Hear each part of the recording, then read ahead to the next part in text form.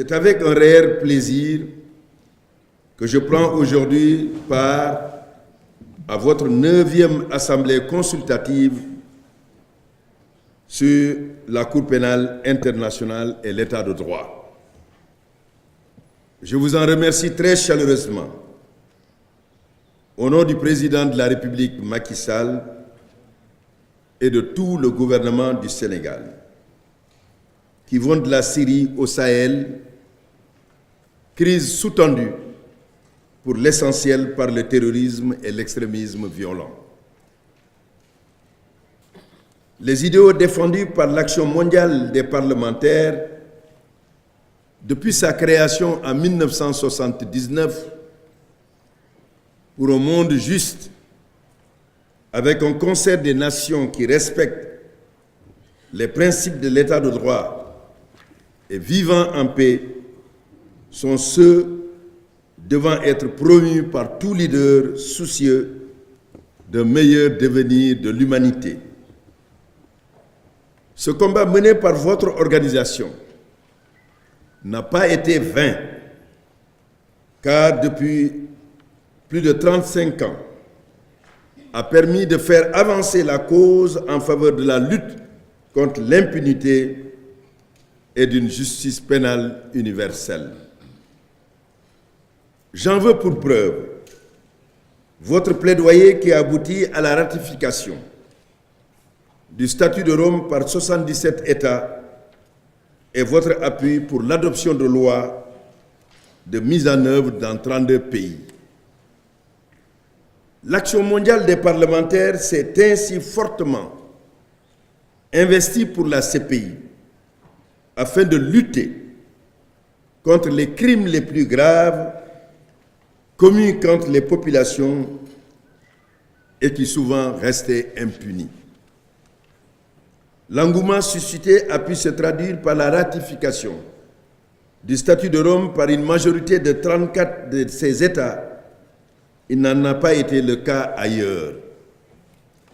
Cela est d'autant plus vrai que l'Afrique s'est de longue date engagée dans le combat universel pour l'impunité de l'État et l'État de droit, des principes qui ont réaffirmé dans la charte fondamentale de l'Union africaine.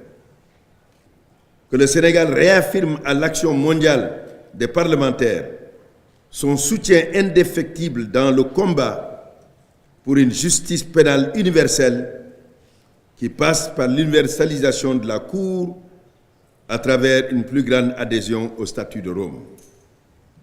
Mesdames et messieurs, en ces moments troubles, nous sommes d'avis qu'il est nécessaire de travailler à réitérer notre engagement en faveur de la Cour afin de garantir son efficacité et de renforcer toute la confiance que la communauté internationale a placée en elle. C'est à ce niveau, me semble-t-il, que les parlementaires que vous êtes devraient continuer à jouer un rôle essentiel, comme vous vous y employez maintenant avec cette importante rencontre. Et je voudrais vous inviter, ce sont là mes mots, à vous engager davantage pour convaincre davantage d'assemblées, davantage de nations et de peuples à apporter leur soutien politique, leur soutien diplomatique au statut de Rome, dont les valeurs essentielles restent des valeurs de justice et de liberté pour tous, mais aussi des valeurs qui reposent sur deux idées fondamentales: prévenir les crimes qui peuvent déstabiliser nos États et s'engager à juger ceux qui sont responsables de ces crimes pour que notre monde, il puisse y avoir les meilleures conditions d'un avenir meilleur pour tous les êtres humains. Je voudrais donc vous féliciter et vous engager dans cette action que vous avez toujours faite à un moment où certains États africains ont voulu quitter la CPI. Et je voudrais leur lancer un appel solennel que, après avoir déposé leur dépôt, il reste encore une année pour que le retrait soit effectif, qu'ils prennent conscience, à travers le dialogue constructif que nous allons mener ensemble, que nous sommes tous engagés dans le combat commun contre l'impunité, qui est une source principale, sinon la cause principale de la déstabilisation de nos États et de la violation massive des droits de l'homme. La ratification du statut de Rome est un geste tourné vers l'avenir. Cela ne donne pas le pouvoir à la Cour pénale internationale de regarder vers le passé.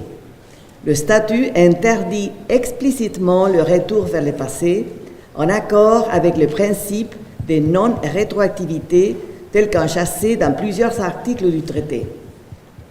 En effet, les pouvoirs de la Cour dans chaque pays ne peuvent être exercés qu'au moment ou à partir du moment où le pays devient État partie, pas avant. Quelques 70 États ne sont toujours pas membres du statut de Rome. Cela signifie que la Cour pénale internationale ne peut encore protéger les victimes de façon égale partout. En effet, la Cour ne peut, en principe, que s'occuper des crimes concernant des États qui ne sont pas partis au traité. Malheureusement, cette limite posée par le traité peut créer une perception de justice sélective. Des crimes graves sont aujourd'hui commis dans le cadre de conflits à l'égard desquels la Cour pénale internationale n'a aucun fondement juridique pour agir. C'est pour cela que l'universalité du statut de Rome est un objectif si important. Cela est essentiel pour la légitimité et l'effectivité de la Cour. La Cour pénale a un mandat global, mais elle ne a encore pas la participation universelle. Il faut défendre la Cour pénale internationale. Il faut soutenir la Cour pénale internationale. Il faut consolider la Cour pénale internationale et il faut renforcer la CPI partout, chacun individuellement, collectivement, dans nos pays, dans nos maisons, dans nos villages, à travers le monde. La preuve, le monde entier est aujourd'hui ici présent.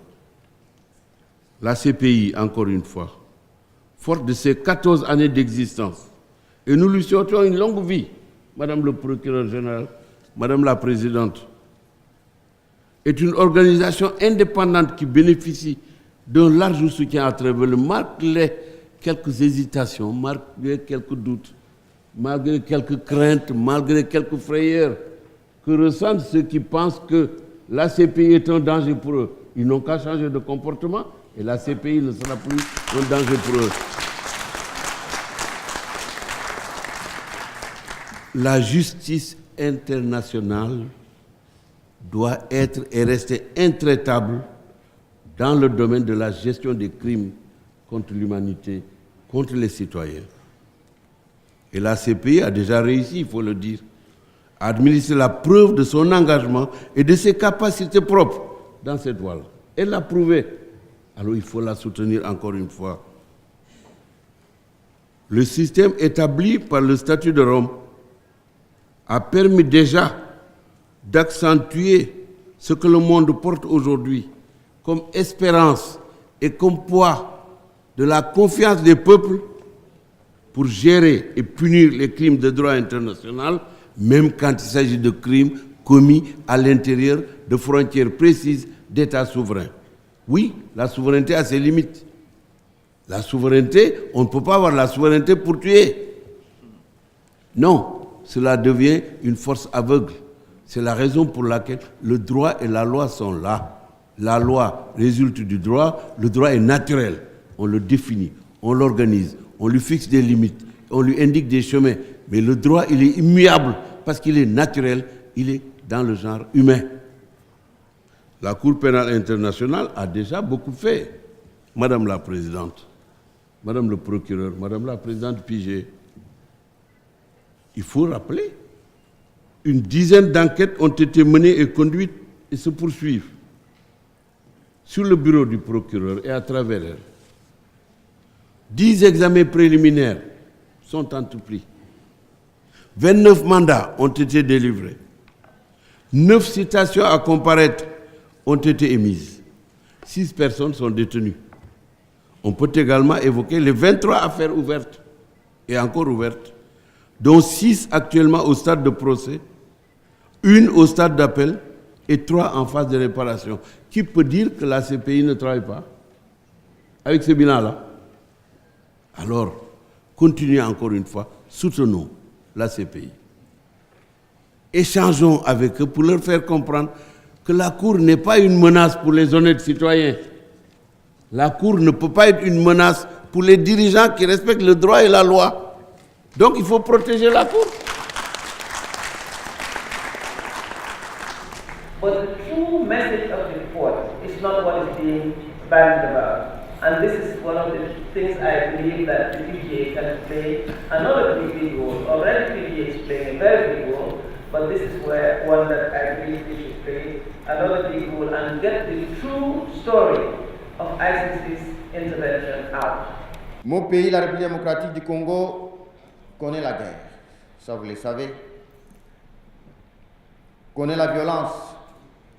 Et aussi notre continent, l'Afrique, notre mère, connaît la guerre et les violences de toutes sortes. Nous connaissons la puissance destructive de la guerre. Nous connaissons ses innombrables victimes. Pour cela, je reste convaincu que la paix est une valeur suprême de convivialité universelle.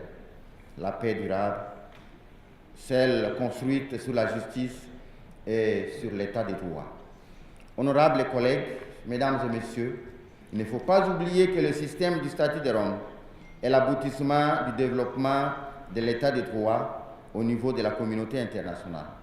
Les États à ratifier le statut de Rome ont manifesté leur conviction que les conflits doivent être résolus dans le respect des principes de l'égalité de tous devant la loi et leur choix de promouvoir la responsabilité individuelle. Cet appel à la paix ne peut être utilisé pour compromettre la justice, interdire les enquêtes et poursuites d'auteurs de crimes internationaux les plus graves. Mais pour que cette bataille soit gagnée, il est important que nous tous, parlementaires du monde et parlementaires africains spécialement, nous travaillons main dans la main pour l'intégrité des statuts de Rome ainsi que son universalité. La délégation parlementaire de la RDC, à travers l'Action mondiale des parlementaires, réitère sa détermination à voir le droit triompher sur la force et nous allons user de tous les leviers de pouvoir à notre disposition pour faire en sorte que l'héritage de Nuremberg, les amendements de Kampala soient un instrument dissuasif et complémentaire du statut de Rome auquel la RDC, notre pays, est membre. Il a fallu aujourd'hui le retour à l'ordre constitutionnel depuis mars 2016 pour avoir les institutions en place, notamment le gouvernement avec le chef de l'État et l'Assemblée nationale. Ce qui permet aujourd'hui à la République centrafricaine de mettre en œuvre les différentes réformes qui étaient mises en instance en quelque sorte. Et vous verrez aujourd'hui au niveau de l'Assemblée nationale à travers la Commission Affaires étrangères par exemple, qu'il y a une douzaine de textes de ratification qui sont en cours d'examen, certains sont déjà adoptés. Vous verrez une dizaine de textes relatifs à la réforme de la justice et du secteur de défense qui sont en examen. Tout cela n'a pas été fait à temps parce que tout simplement la crise qui a frappé le pays n'a pas permis aux institutions de fonctionner tel qu'il se devait. Ainsi dit, en ce qui concerne les amendements, et en plus d'ailleurs de la loi de coopération, des dispositions sont en train d'être prises pour, n'est-ce pas, ratifier ces amendements-là et surtout permettre au gouvernement de signer l'accord de coopération avec la CPI. Nous souhaitons aussi que des parlementaires fassent un travail dans le cadre de coopération au niveau des parlements sous-régionaux, pour permettre justement de garantir l'universalité du statut de Rome. Et enfin, pour ceux qui veulent sortir du statut de Rome, pour ceux qui annoncent le retrait du statut de Rome, une question essentielle peut être posée. Quelle est la situation de l'état de droit dans ces États-là? Quelle est la situation de la lutte contre l'impunité dans cet État-là? C'est dire qu'il n'y a que des États où la situation de l'état de droit paraît médiocre, où la situation de la lutte contre l'impunité n'est pas mise en œuvre. C'est là justement où il y a cette inquiétude. Comme le président de l'Assemblée nationale disait ce matin, il n'y a que les dirigeants qui ne sont pas honnêtes, qui peuvent avoir peur du statut de Rome. Et je vous remercie.